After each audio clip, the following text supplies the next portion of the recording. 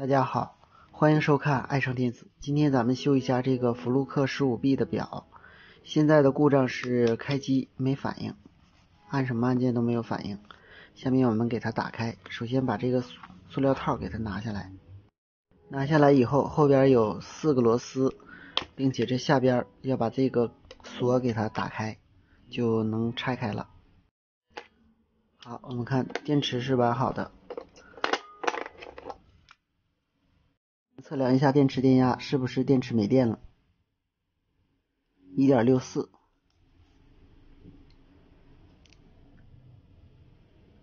1.63， 电池完好。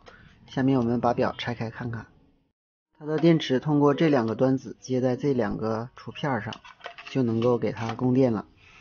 我们看这个表还是很熟悉的。首先我们看一下它的保险坏没坏，正常，正常。这是电流档的整流桥，没有问题。二极管没有问题。这还有一个保险电阻，这个是1K 的，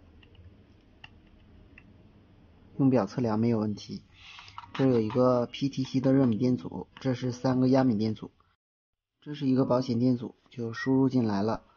下面我们看一下内部的电源是否短路，电源是正常的。这有一个保险丝，保险丝是正常的。这有一个二极管，二极管是正常的。这有一个运放，我们量一下它的4角和8角之间供电是否短路。我们看现在已经短路了。如果短路部位是一个小电容或者是这个芯片，我们还是好修理的。但是如果是这个裸片坏了的话，就没有办法修理了。我们看，很显然这个电容两端是短路了。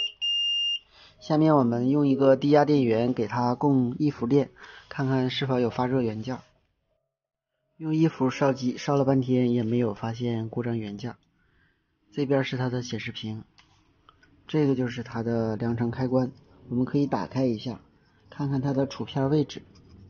好，注意一下，如果储片放乱了的话，我们可以给它复原，但是这个储片应该是不会放乱。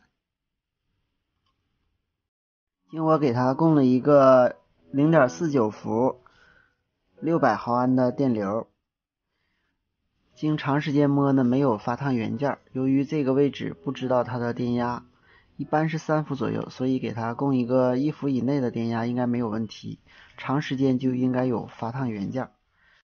如果遇到短路故障，大家也可以使用这种烧机大法，如果了解最高电压的话还是很有效的。好，今天咱们就到这里，谢谢大家，再见。